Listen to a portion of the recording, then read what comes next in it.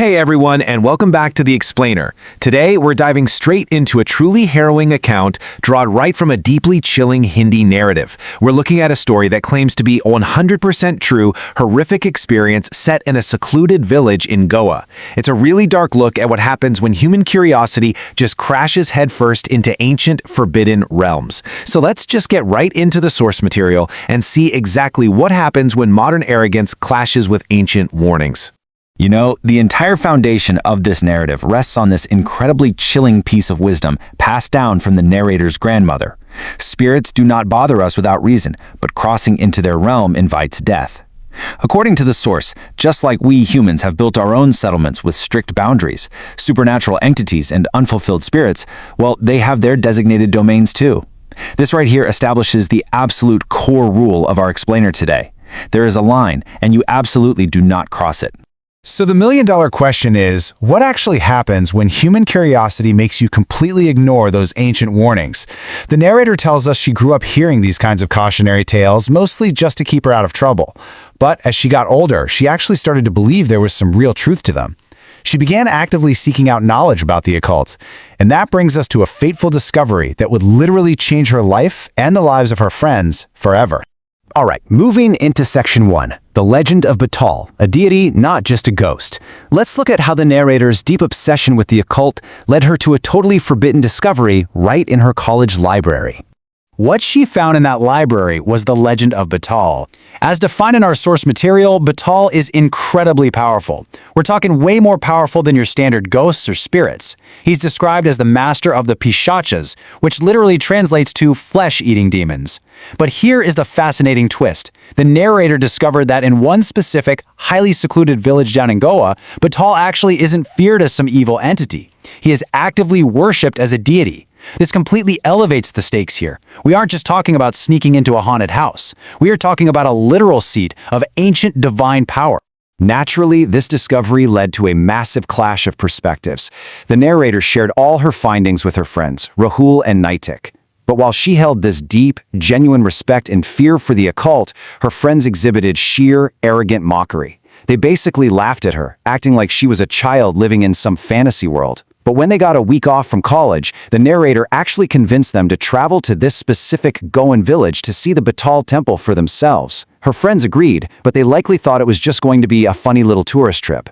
That brings us to Section 2, the rules of Amavasya and a desolate arrival. Because when they actually reached the village around 7 p.m., they found an entirely empty, dead quiet settlement and eventually had to knock on a random door.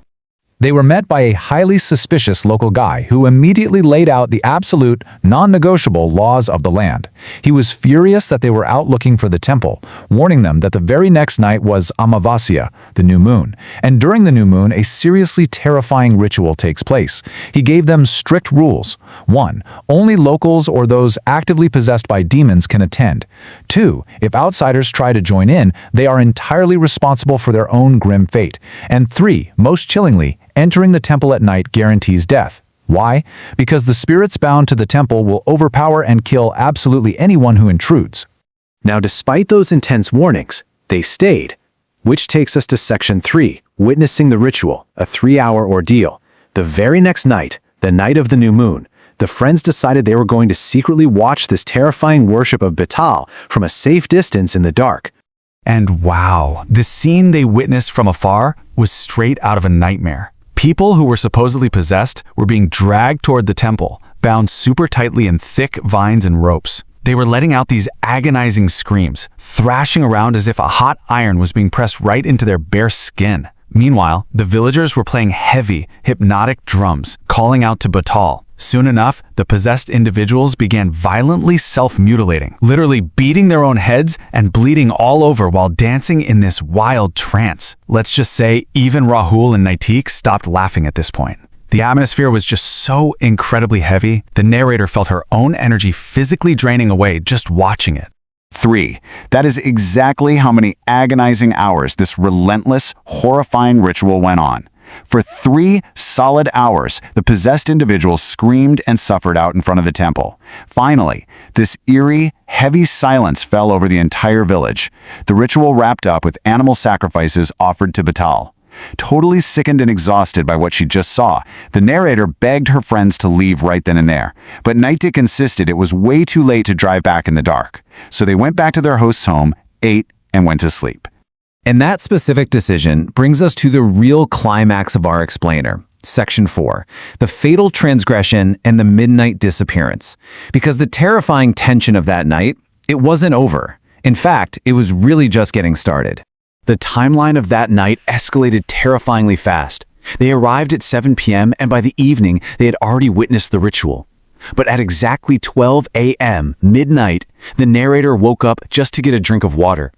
She looked over and her blood ran cold. Rahul and Nightick were gone. And worse, their camera was missing too. They had actually snuck out to the Forbidden Temple. The narrator frantically woke up her friend Shika in a complete panic, and they desperately woke up the homeowner. But the homeowner flatly refused to help them. He basically said anyone who goes to the temple now will be killed, and he locked himself right back in his room. So the girls ran out into the pitch-black night toward the temple. And what they found was absolutely chilling. The heavy lock on the back door was completely broken, but the door itself was jammed from the inside, almost like it was being held shut by something. And from behind that thick wooden door, they didn't hear human voices calling for help. No, they heard horrific, roaring demonic screams. The source material describes it as this cacophony of evil spirits screaming, almost as if Betaal himself was unleashing his absolute wrath upon them. The girls pulled and pulled at the door, crying, but it just wouldn't budge. Completely exhausted by sheer terror, they collapsed right there outside the temple and eventually passed out. This brings us to Section 5, a lifelong regret the morning after. When they woke up, the once desolate village was now bustling.